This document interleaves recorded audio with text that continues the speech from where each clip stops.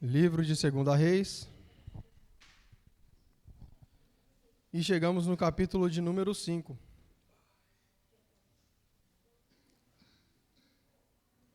Que tem por título Naamã é curado da lepra. A história de Naamã é bem conhecida, né, irmãos? Eu acredito que todos aqui conhecem a história de Naamã. Se não conheciam, 2 semanas atrás, ainda, pela bondade e misericórdia, eu fui agraciado ainda de trazer a mensagem, eu trouxe em cima da história de Naamã, né? Pois bem, a Bíblia vai falar que Naamã ele é um comandante do exército da Síria. E ela inicia o capítulo de número 5, falando assim, Naamã, comandante do exército do rei da Síria, era grande homem diante do seu senhor, e de muito conceito, porque por ele o Senhor dera vitória à Síria.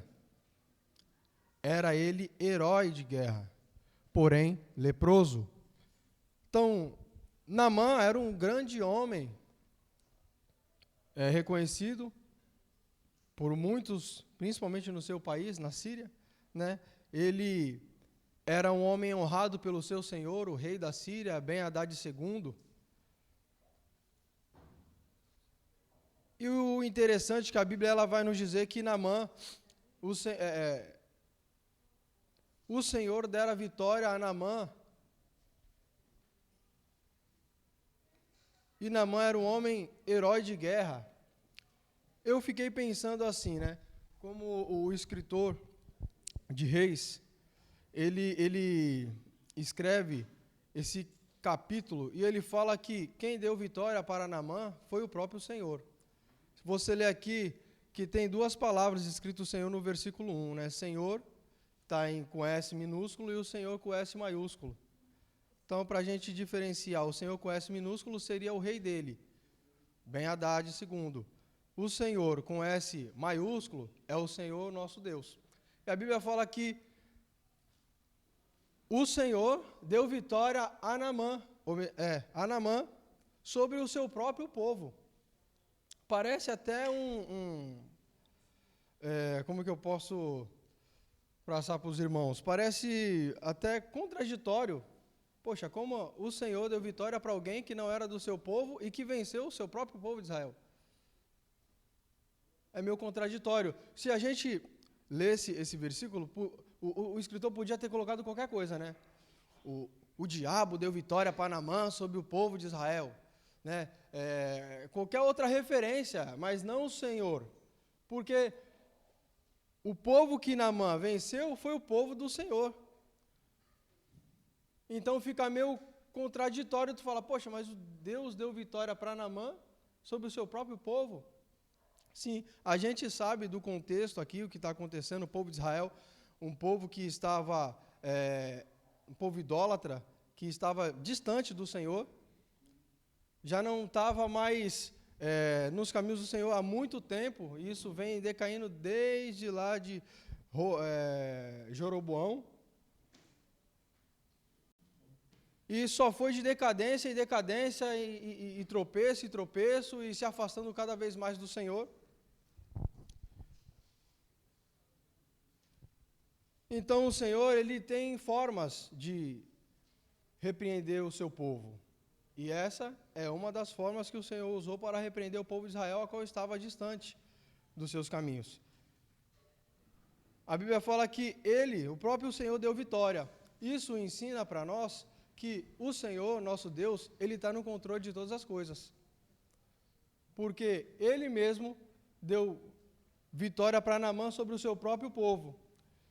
Aqui, num contexto que a gente vê onde as guerras elas eram levantadas e o que era mais debatido ali nas guerras era qual Deus era mais poderoso, qual Deus que vai vencer, o Deus dos sírios ou o Deus de Israel. Aí os sírios vencem, aparentemente, os deuses dos sírios é melhor do que o Deus de Israel mais poderoso, porque a história de Israel era uma história conhecida, o povo de Israel que saiu do Egito com o braço forte do próprio Deus, que livrou ele dos egípcios e tal. Essa história ficou conhecida. Agora a gente vê os sírios que vencem agora o povo de Israel. Você fala, pô, então os deuses dos sírios é mais forte do que o Deus de Israel. Mas não, a Bíblia fala que o próprio Senhor deu vitória. Então, quem estava no controle é o próprio Deus. Então, isso nos mostra que, às vezes, acontecem algumas coisas com a gente e a gente fica desesperançoso, fica preocupado, achando que saiu do seu alcance, você já não consegue mais resolver o problema, você já coloca o seu problema acima do seu Deus, achando que já não tem mais esperança e solução. Mas aqui nós vamos ver uma história muito interessante, porque uma aparente derrota vai lá na frente mostrar que foi, na realidade, o trabalhar do Senhor por uma grande vitória. O Senhor tem propósitos nas nossas vidas. Né? O Senhor, Ele trabalha nas nossas vidas de formas diferentes. Às vezes, a gente não entende e não consegue compreender como é o trabalhar do Senhor, como que é o agir do Senhor nas nossas vidas. Mas o Senhor, Ele tem formas de trabalhar na nossa vida que, às vezes, não é aquilo que você esperava. Às vezes, você esperava um caminho direito, o Senhor mandou para o esquerdo. Aí você, poxa, mas aqui não vai dar em nada. E lá na frente, nós vamos ver o resultado, porque o Senhor, Ele está no controle. E aqui o escritor, aparentemente, quando você lê, parece algo contraditório, na realidade ele está querendo mostrar que quem está no controle de tudo é o Senhor. Quem deu vitória para Naamã foi o próprio Senhor. Naamã podia achar que ele mesmo era super, né? Um super homem, um homem bem conceituado, um homem reconhecido, um homem forte, experiente em batalha. Eu venci porque eu sou bom. Mas não. Quem foi que deu a vitória para Naamã foi o próprio Deus, o próprio Senhor. Né? Aí a Bíblia vai nos dar continuidade falando no versículo 2 que o povo da Síria saíram tropas da Síria, versículo 2 de 2 Reis, capítulo 5, e da terra de Israel levaram cativo uma menina que ficou a serviço da mulher de Naamã. No meio dessa tragédia, né, dessa derrota, essa aparente derrota, a qual o Senhor que deixou isso acontecer, nós vemos que era de costume eles levar algumas mulheres, né, algumas pessoas para ser servos, servir, ficar como serviçal ali na sua casa, levar como escravo o povo cativo. E a Bíblia vai nos dizer sobre uma menina que nem nome a gente sabe dela, dessa menina. A gente não sabe da família dela, a gente não sabe da história dela. A gente só sabe que quando as tropas da Síria saíram, levou essa menina como uma escrava, né, para servir ali a mulher de Naamã. Mas essa menina que não tem nome, que não é citada muito, ela foi um instrumento principal para que tudo isso acontecesse. Pensa comigo nessa jovem, que devia ter seus 12, 14 anos por aí, a Bíblia também não fala, isso é né? Segundo alguns estudiosos dizem que mais ou menos essa idade ela tinha. Você pensa essa jovem que ouviu desde pequena falar do Deus de Israel, o Deus que livrou o povo do Egito, um Deus grandioso, um Deus forte, Deus verdadeiro. Talvez essa menina brincando ali na sua casa, ela começa a ver um movimento estranho, começa a ver umas pessoas, cavalo, isso invadindo e quebrando porta e pegando pessoa e levando, pessoa chorando, arrastando, e ela, olhando todo esse cenário, foi levado como escrava, foi tirado dos seus parentes, foi tirado do seu vínculo de amigos, da sua terra natal, e foi levada agora como escrava para a Síria, para servir a mulher de Naamã. Essa jovem, ela poderia se rebelar, é uma das possibilidades, ela poderia se rebelar muito bem, não querer mais acreditar naquilo que que ela ouviu desde pequena, porque é meio contraditório. Poxa, cadê o Deus poderoso, o Deus forte? Né? O povo da Síria veio, destruiu tudo, estou como escrava. Ela poderia seguir vários caminhos.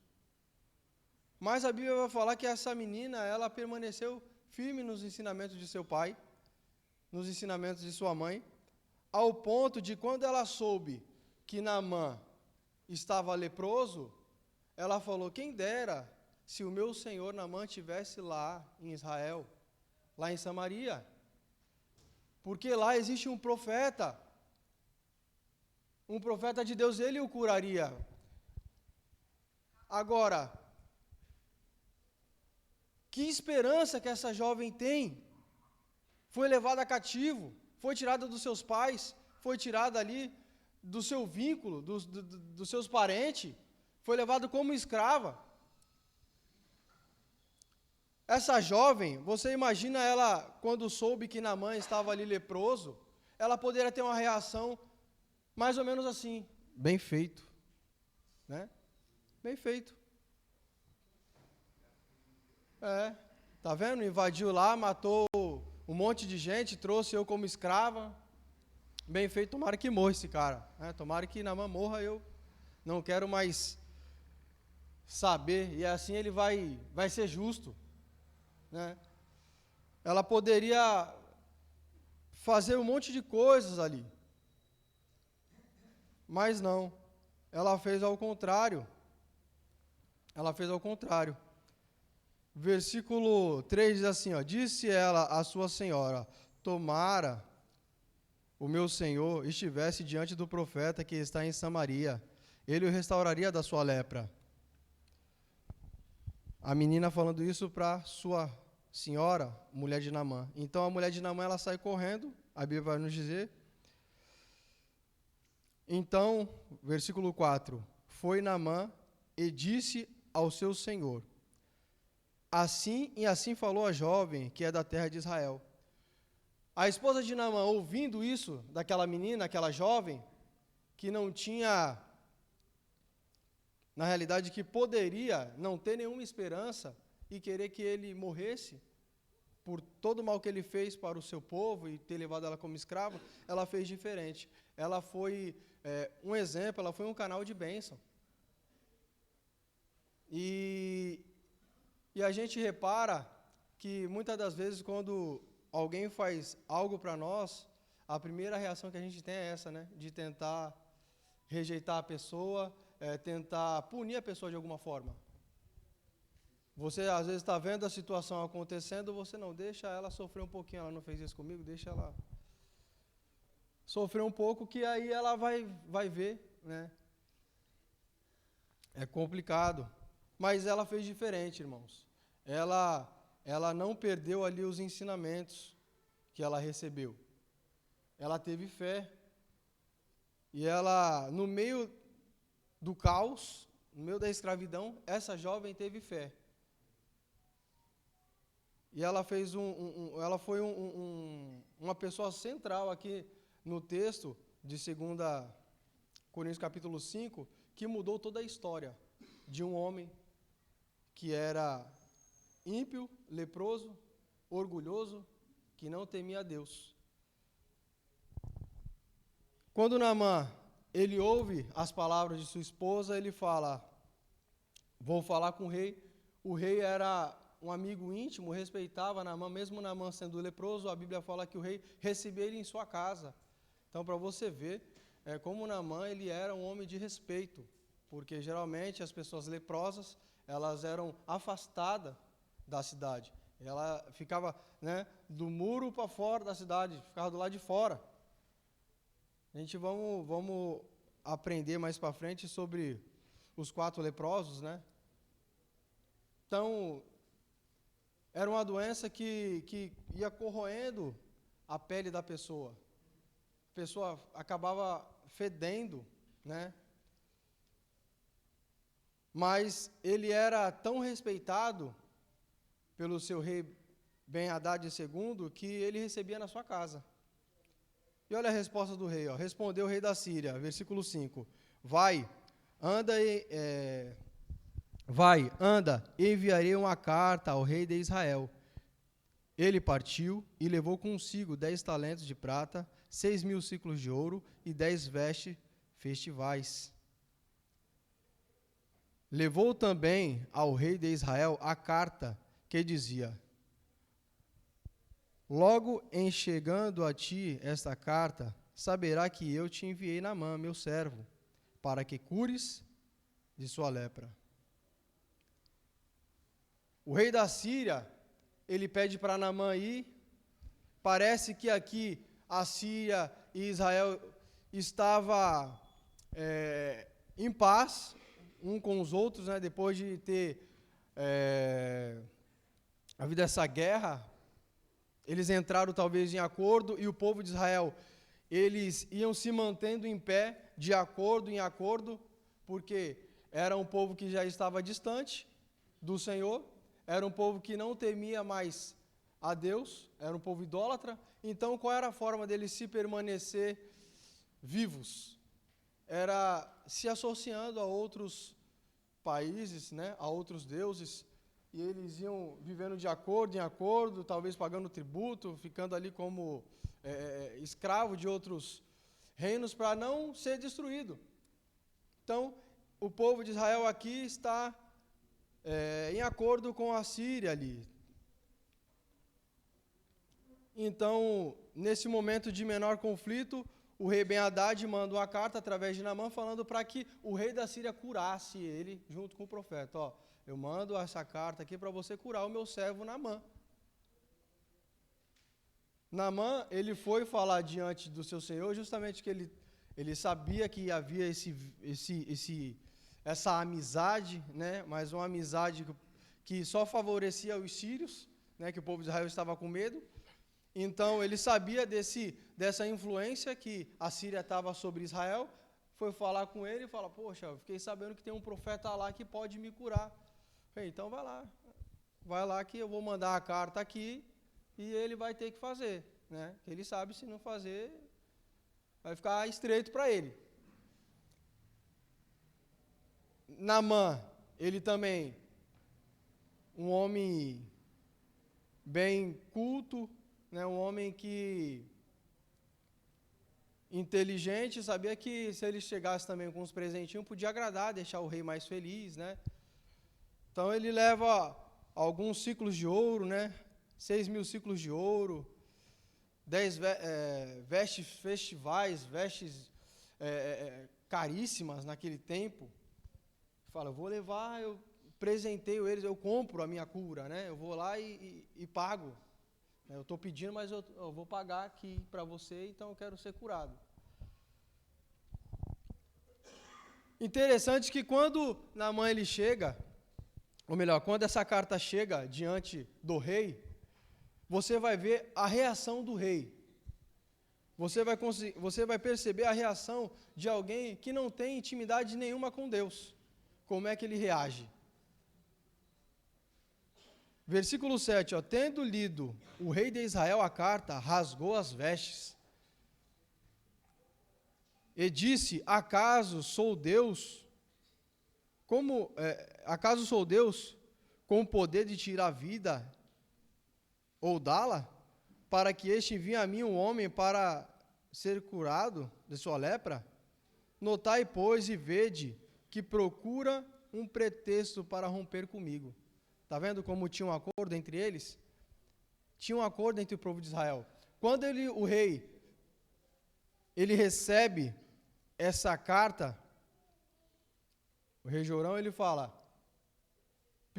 a primeira reação dele, ele rasga suas vestes, como sinal de humilhação, ele rasga suas vestes e fala, por acaso sou eu Deus? Para dar vida ou tirar, para curar? Ele estava afastado do Senhor. Ele não tinha o Senhor como seu Deus. Ele sabia que ele estava muito longe do Senhor. E a reação dele foi essa: por acaso sou eu Deus? Aí ele fala, vocês estão vendo como esse homem está arranjando algum pretexto para vir querer lutar com a gente de novo, destruir a gente de novo, quebrar o acordo que a gente já fez. Ele está querendo, porque não é possível. Ele quer que eu tire a lepra de um homem? Como que eu vou fazer isso? Como será, irmãos, que nós reagimos quando alguma coisa chega para nós e essa coisa que pode chegar sobre mim, sobre você, que talvez é o momento de você testificar sobre Deus. Como você reage? Você foge ou você fala de Deus? Você tem bagagem, tem conhecimento bíblico, você tem experiência na palavra para poder reagir? Quando você recebe alguma notícia que alguém está desesperado, alguma situação, como você reage como um cristão? Aqui, o rei, ele era o rei de Israel. Se ele tivesse intimidade com Deus, talvez a reação dele seria outra. Tudo bem, mande ele. Porque nós vamos ver a diferença de um homem que tem intimidade com Deus e um homem que não tem. O que tem intimidade com Deus, o rei, ou melhor, o que não tem intimidade com Deus, o rei Jorão, quando ele recebe essa notícia, ele rasga suas vestes e ele fala, meu Deus, eu sou Deus por acaso? O cara está doido de mandar para mim um homem? Como é que eu vou curar? Eu consigo dar vida? Eu consigo tirar? Eu não posso fazer isso. Não tenho o que fazer. Isso é o homem carnal, o homem que não tem intimidade com Deus. Diferente de um homem que tem intimidade com Deus, como Eliseu. Quando Eliseu, a Bíblia fala, versículo 8, ouvindo, porém, Eliseu, homem de Deus, que o rei de Israel rasgara suas vestes, mandou dizer ao rei, por que rasgaste as vestes? Deixa vir a mim e saberá que há profeta em Israel. Olha a diferença de um homem de Deus. Olha a diferença de um homem que tem intimidade com Deus. Olha a diferença de um homem que está preparado para algumas ocasiões. Essa é a diferença. Um correu, falou, opa, não posso fazer nada. O outro falou, não, manda vir a mim e saberá que há Deus em Israel. Pode falar, Thomas.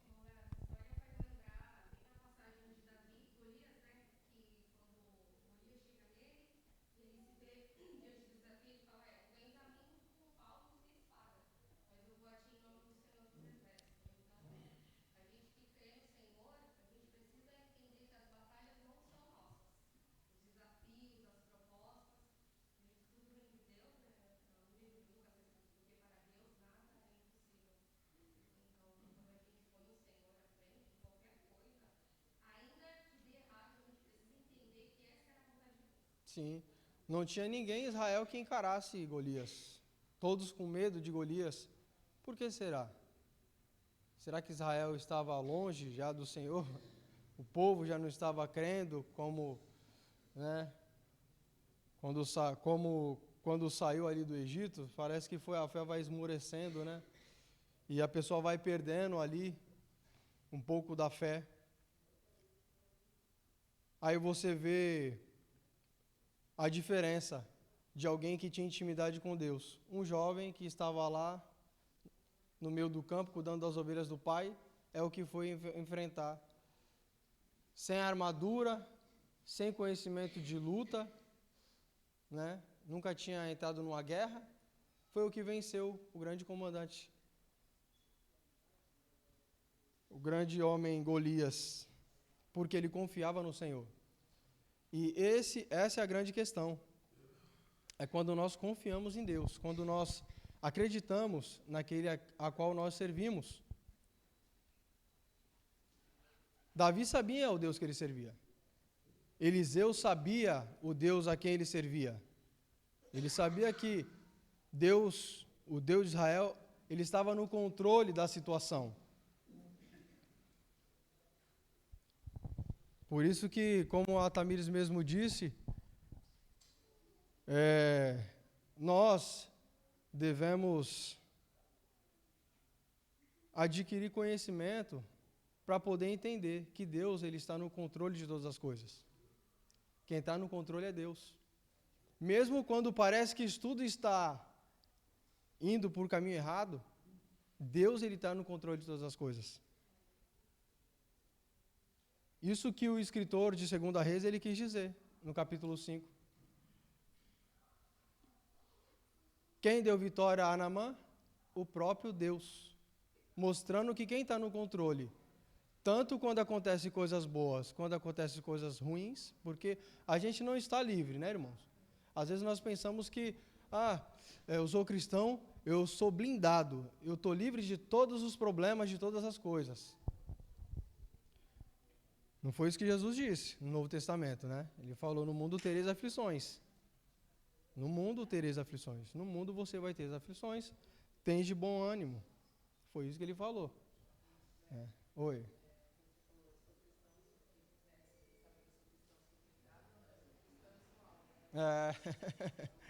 É tipo isso. Sou cristão, eu sou alvo, eu não sou blindado. Né?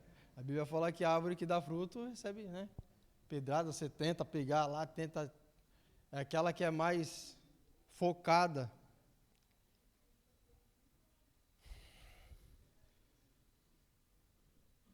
Então, nós vemos a diferença em um homem que teme a Deus e um que está afastado dos caminhos do Senhor. Versículo 9 diz assim, ó: Veio, pois, Naamã com os seus cavalos e os seus carros e parou à porta da casa de Eliseu.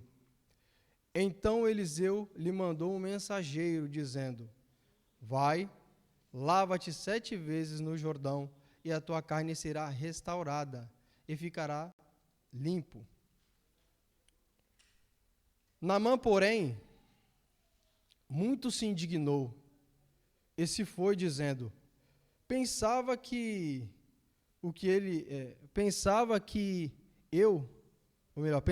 eu que ele sairia a ter comigo, por-se-ai de pé, invocaria o nome do Senhor, seu Deus, moveria a mão sobre o lugar da lepra e restauraria o leproso. Olha o teatro que Naamã queria que acontecesse, né? Poxa, como assim? Eu vim até aqui, lá da Síria, mais de 200 quilômetros, para chegar até aqui, em Samaria. O cara nem sair de casa saiu. Mandou um servo vir falar comigo, falou para mim me banhar ainda no Jordão, aquele rio barroso, sujo lá. Ele saiu indignado. Naamã, ele por sempre ser um homem honrado, até pelo seu próprio rei, um rei, né? Um rei que estava, como que eu posso dizer,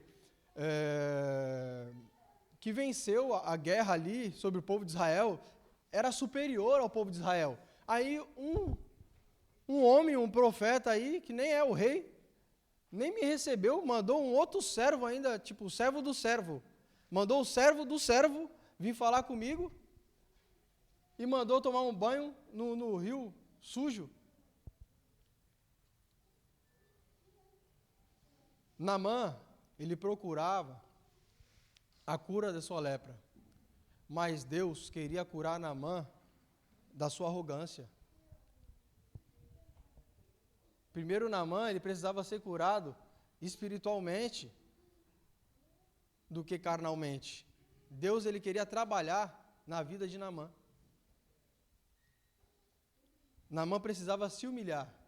Ele era um homem sempre honrado, né? Sempre, invejável, Naamã. Mas não foi assim que o profeta o recebeu. Ele, indignado, saiu dali. Não vou ir lá, vou voltar para minha casa. Achei que o cara ia sair, ia levantar a mão, ia botar a mão, ia clamar: Senhor, ia fazer, né, dar uma estrelinha, voltar, fazer um teatro todo para invocar, e a lepra ia sair do corpo visivelmente, todo mundo ia ver o grande milagre.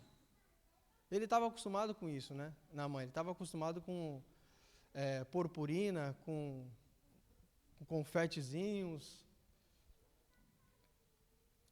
Às vezes até a gente espera assim, né, as coisas, a gente às vezes Às vezes a gente espera algo vir daqui do norte, porque aqui é a probabilidade de vir a solução. Mas ele vem daqui do sul. Aí tu, poxa, mas eu achei que ia vir daqui. Veio da onde eu nem esperava. É assim que Deus trabalha, irmãos, em nossas vidas. Versículo 12 diz assim, ó. Naamã ainda dizendo, não são, porventuras, Abana e Fapa, rios de Damasco, melhores do que todas as águas de Israel? Não poderia eu lavar-me neles e ficar limpo? E voltou-se e se foi indignado. Então se chegaram a ele os seus oficiais e lhe disseram, meu pai, se te houvesse dito o profeta alguma coisa difícil, acaso não a farias? Quanto mais, já que apenas te disse, lava-te e ficarás limpo. Então desceu e mergulhou no Jordão 7 vezes, consoante a palavra do homem de Deus, e a sua carne se tornou como a carne de uma criança e ficou limpo. Naamã resistindo ali às palavras do profeta. Poxa, os rios de Damasco são mais limpos do que os rios daqui, eu não podia me banhar lá.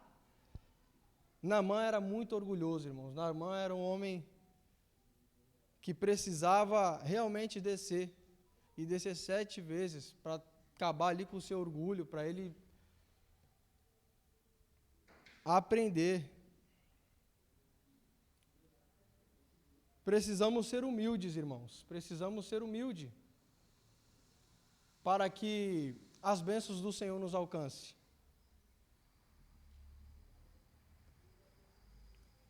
Naamã, a sorte dele é que ele tinha homens do seu lado que eram mais humildes do que ele, que ouviram ali a palavra do profeta e falou, poxa, mas não é tão simples o que ele pediu, era só se banhar no rio. Se ele pedisse algo grandioso, você não faria, né? Escala lá, não sei aonde, faz isso, você iria. Olha o tanto de coisa que ele trouxe, tanto de riqueza que ele trouxe para poder presentear ali e comprar a sua cura. Mas não, era algo simples que era para ele fazer. Justamente porque não era para parecer que foi algo que ele comprou, que restaurou a sua carne, não era para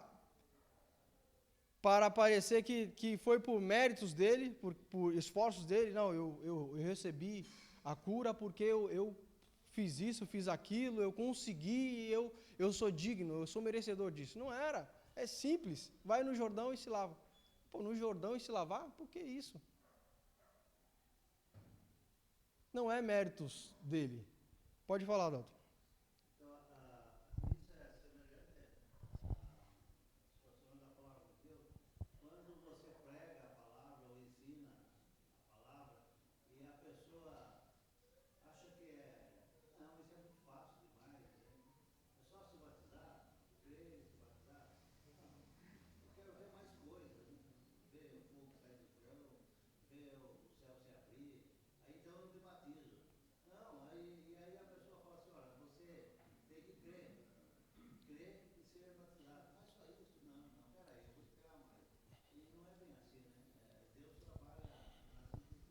Sim, sim. É o que a Bíblia fala, né? Que a salvação ela não é méritos nossos. Quando nós conhecemos a Cristo, a salvação ela vem pela graça. Não vem de vós. Não é pelo que a gente faz que somos salvos. É dom de Deus. É de graça. Como assim de graça? Não, mas eu não tenho que subir de joelho lá no monte tal e andar 3 quilômetros de joelho, eu não tenho que andar no milho, eu não tenho que bater nas minhas costas com chicote para me sentir a dor e assim eu conseguir a salvação. Não é nada disso, não precisa disso. Já foi pago a salvação. O que tem que fazer apenas? Obedecer a palavra do homem de Deus, obedecer a palavra do Senhor. É só isso para você receber. Obedece a palavra do Senhor, obedece a palavra do homem de Deus. O homem de Deus não falou, vai lá e se banha 7 vezes. E o que curou Naamã não foi o ato dele se banhar no Jordão. O Jordão não tinha água milagrosa, muito pelo contrário, era uma água barrosa, ninguém queria ficar lá no Jordão e querer mergulhar lá. Não foi 7 vezes que ele mergulhou, não foi a água do Jordão, não foi nada disso. Ali foi uma... Sim, ali foi uma obediência, ali foi algo divino. Deus curou Naamã, porque Deus tinha um propósito, e nós vamos ver aqui a consequência desse propósito de Deus.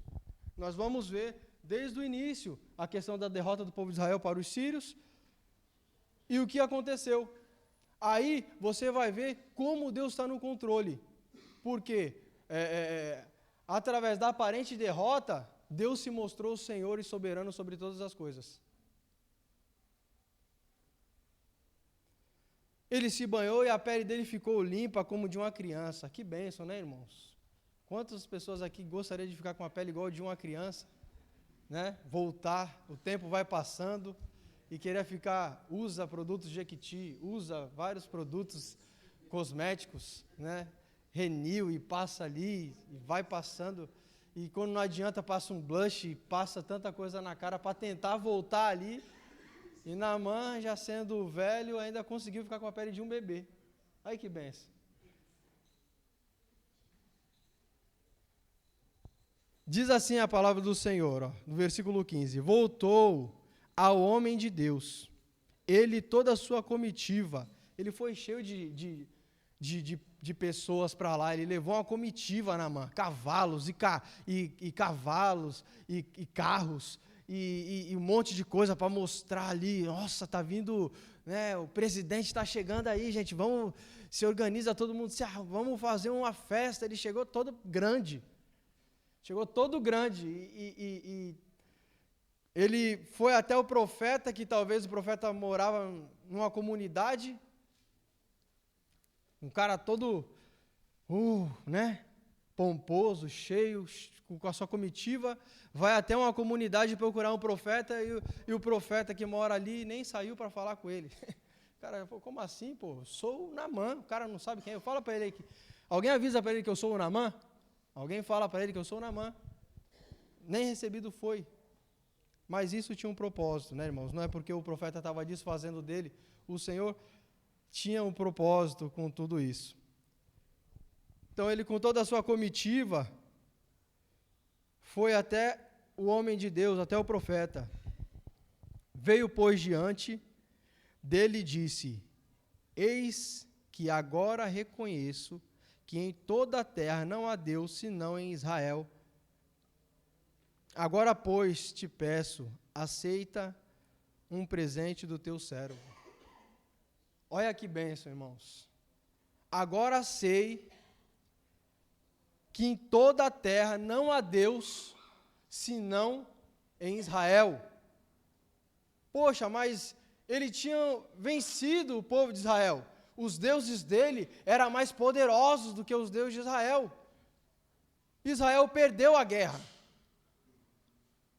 Ele estava como comandante, ele levou o povo cativo para a sua terra, para a Síria, levou uma jovem que fez toda a diferença na vida dele.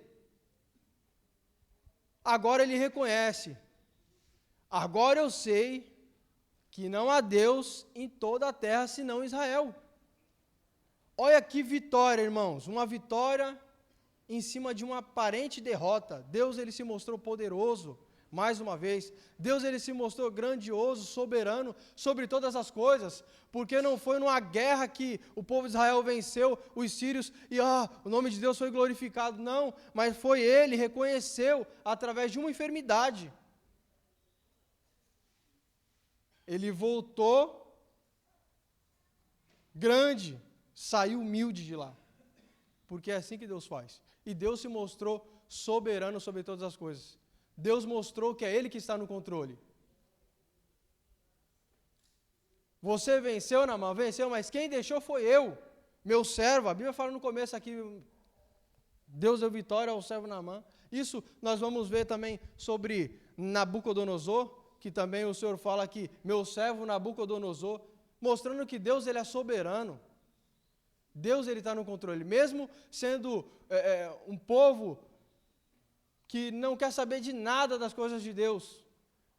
Reis que foram usados pelo Senhor para poder até repreender o povo de Israel, castigar, como Nabucodonosor também foi a mesma coisa, levou o povo cativo para lá, mas o Senhor que permitiu. E isso nos dá uma grande lição e faz nós entendermos que está acontecendo tudo errado. A água está gigante, o mar está agitado, vou afundar. O Senhor ele está lá. Calma, irmãos, o Senhor está lá. Pedro, quando foi caminhar no mar, ele começou a afundar. O Senhor, calma, Pedro, eu estou aqui com você.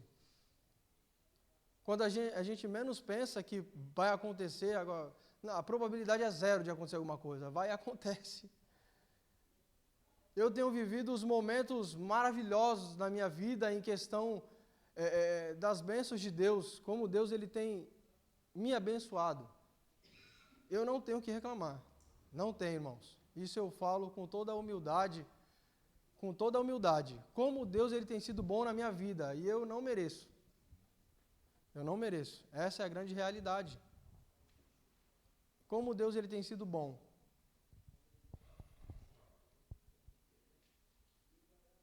Naamã foi receber a cura da sua lepra, saiu curado da sua lepra e salvo. Ele só não saiu curado da sua lepra, mas ele saiu salvo. Ele saiu reconhecendo que há um Deus, um único Deus, o Deus de Israel. Agora eu reconheço que só há um Deus. Ele confessou com a sua boca, agora eu reconheço, só há um Deus em Israel. É o Deus de Israel. O próprio Jesus, em Lucas, vai citar sobre ele, Naamã.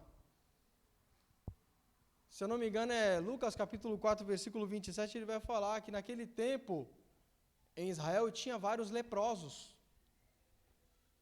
Porém, quem recebeu a cura foi o Ciro. Um sírio, Naamã.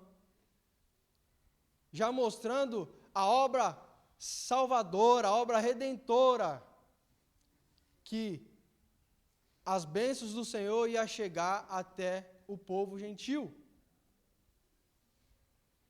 A bênção do Senhor, a cura chegou a um homem gentil, onde tinha vários ali que diziam ser o povo de Deus, o povo de Israel, mas estavam leprosos, não recebiam cura, estavam distantes do Senhor, mas um homem que veio de fora, um sírio, o Senhor o curou de sua lepra, o Senhor restaurou, e ele reconheceu enquanto outros que diziam ser, estavam se afastando e não tinha Deus como seu Senhor, alguém de fora veio e reconheceu, conseguiu ver que não há outro Deus, senão o Deus de Israel.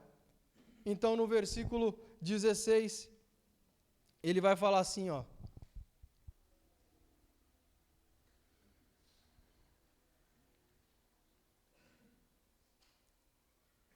Porém, ele disse, tão certo como vive o Senhor, em cuja presença estou. Aqui Eliseu está agradecendo os presentes que Naamã ofereceu para ele, porque de início Naamã veio comprar. Ele veio dar para, opa, eu estou dando, então me cura, né? Uma barganha. Mas agora ele reconhecendo e ele vendo que não é justamente méritos nenhum dele, porque ele não pagou nada, ele trouxe um monte de presente, trouxe um monte de coisa, está voltando com tudo, porque o cara falou, não, eu não quero. E Eliseu não era por... Eu acredito que aqui fala muito sobre a obra redentora, porque Eliseu, ele recebeu alguns presentes. Na aula passada do nosso irmão Adalto, nós vemos que quando ele passava viajando, aquela senhora criou uma casa ali para ele poder ficar, né? E ele sempre recebeu. Porém, aqui ele sabia que não era o momento de receber nada. Ele não podia receber nada ali, porque eu acredito que aqui é um versículo que traz, e você vê Jesus citando isso lá na frente, que aqui é sobre exclusivamente a obra redentora, que não é por mérito seu, não é por esforço seu, a salvação ela é de graça. É pelo sacrifício do nosso Senhor Jesus Cristo, ela já foi paga. Então, não preciso pagar nada, não preciso fazer nada para alcançar a salvação, porque ela já foi paga. Eu digo alcançar no quesito de você se chicotear, ou de você andar, de você fazer algo pensando que vai adquirir a salvação por isso. Não é. É pelo sacrifício de Jesus Cristo que somos salvos. Então Eliseu fala, porém, ele diz, tão certo como vive o Senhor, em cuja presença estou, não aceitarei isto com ele para que aceites, mas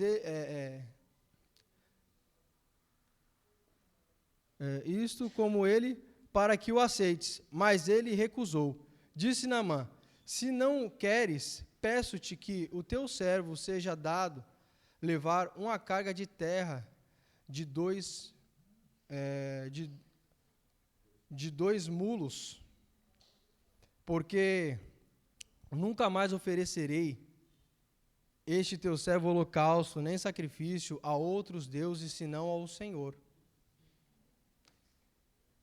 Nisto, perdoe o Senhor ao teu servo, quando o meu senhor entrar na casa de Rimom, para lhe adorar, e ele se encostar nas minhas mãos, e eu também me tenha de encurvar na casa de Rimom, quando assim me prostrar na casa de Rimom, nisto perdoa o Senhor o teu servo. Eliseu lhe disse, vá em paz. E quando Naamã se tinha afastado certa distância,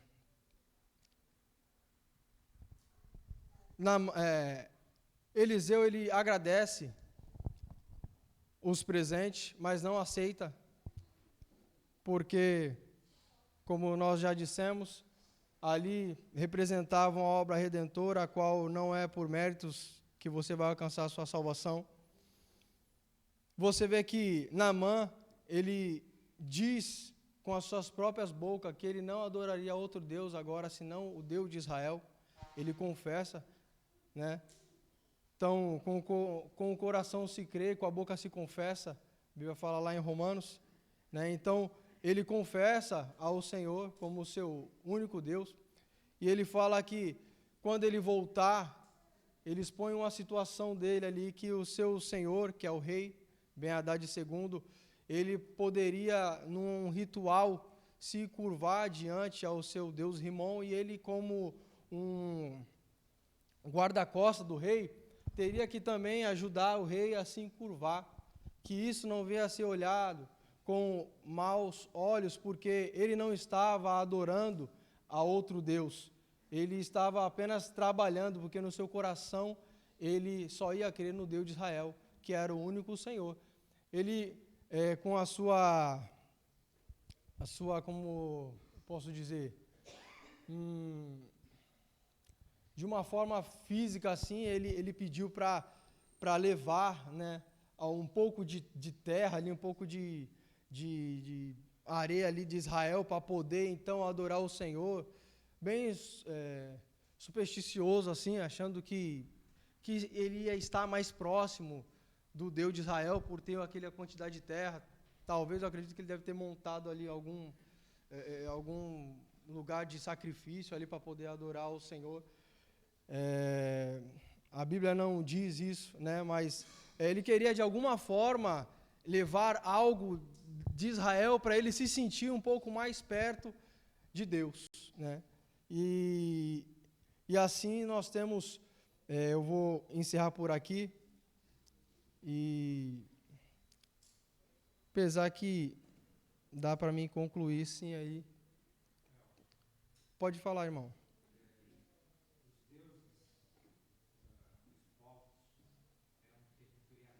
Isso.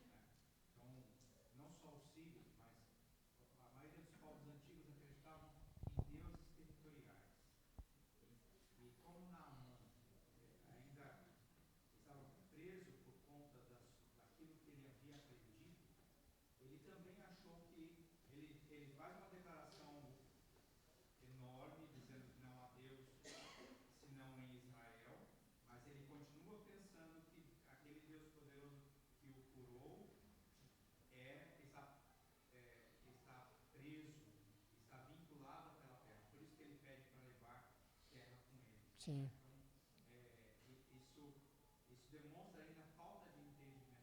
Uhum.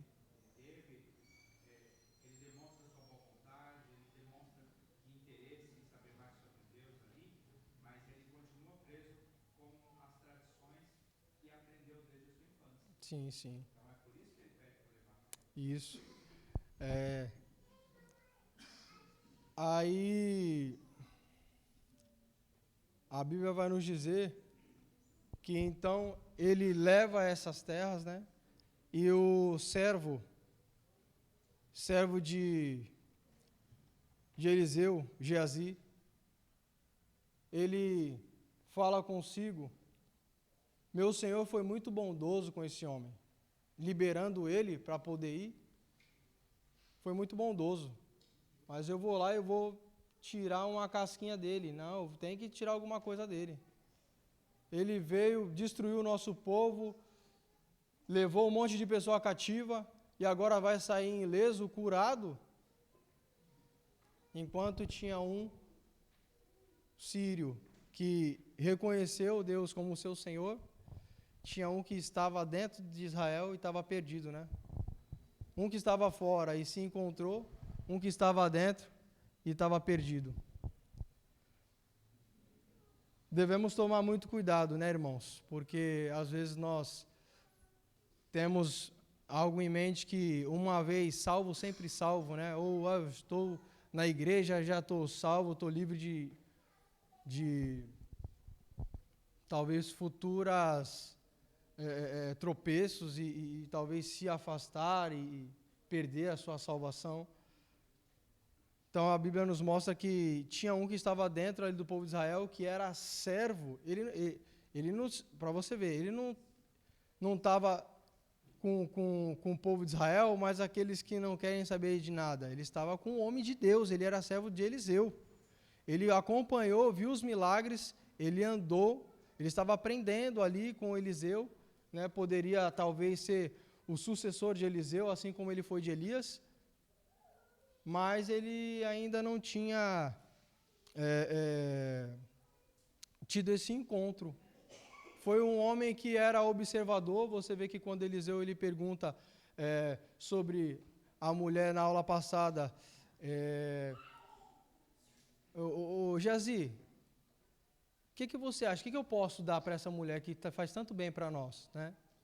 E fala, poxa, eu vejo que ela não tem filhos. Então você vê que Geazi, ele era um homem observador. Foi através do comentário dele que Eliseu, então, abençoou aquela mulher. E ela teve o seu filho. Mas agora ele está meio perdido aqui. Parece que ele não tinha sido se encontrado ali com o Senhor. Ainda precisava amadurecer muito. Então, com ele querendo talvez adquirir riquezas através do ministério de profeta, né? Ele acabou correndo atrás de Naamã e falou: Naamã, o meu senhor ele se enganou, chegou mais 2 servos lá e ele falou se você pode então dar um pouquinho do ouro que você trouxe, um pouquinho das vestes, né? E ele recebeu esse presente. Na Bíblia fala que Naamã, quando vê ele correndo, ele pula da carruagem. E para você ver como ele estava tão tão alegre, tão feliz, né? Um comandante sírio, quando vê um servo vindo, ele pulou. Oi, o que eu posso te ajudar? O que eu posso fazer? E é assim, essa é a reação quando nós aceitamos a Cristo, né? A gente sempre está bem empolgado, quer fazer e tal, e que essa empolgação, ela continua nas nossas vidas, né, irmãos? Que a gente não perca essa empolgação de quando nós aceitamos a Cristo, porque parece que o tempo vai passando, a gente vai desempolgando, vai deixando, e daqui a pouco a gente vira um membro de banco, né? Um prego aí, a gente vira alguma coisa menos um membro do corpo de Cristo.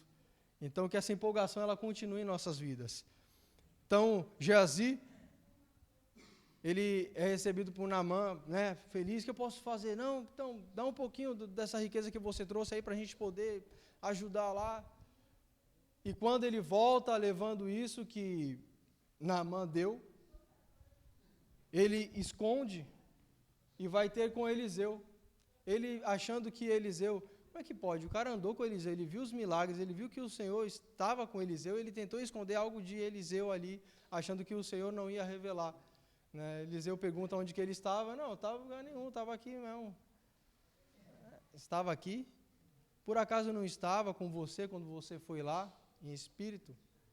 Né? Interessante que o apóstolo Paulo ele também fala sobre isso, né? Para a igreja em Corinto. Por acaso eu não estou em espírito com vocês aí? Então, ele pega e fala, ó, era porventura essa ocasião que você esperava para adquirir riqueza, Geazi? Era isso que você esperava? Você está aprendendo comigo a palavra, você está aprendendo a ser um profeta para adquirir riqueza, para adquirir bens materiais, usando da palavra do Senhor de forma errada? Pois bem, você adquiriu a riqueza que Naamã deu, mas você também vai adquirir a lepra que ele teve. E a Bíblia fala que a lepra que Naamã teve passou para Geazi, e toda a sua geração, o profeta diz que ia haver um leproso, em toda a geração de Geazi.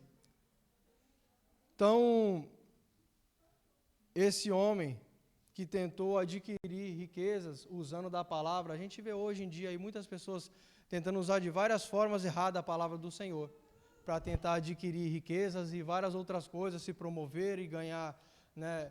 O pessoal se envolve, acaba se envolvendo com política, com um monte de coisa e tentando se promover através da palavra por status de cargos e funções. E o Senhor, ele acaba reprovando a reação de Geazi.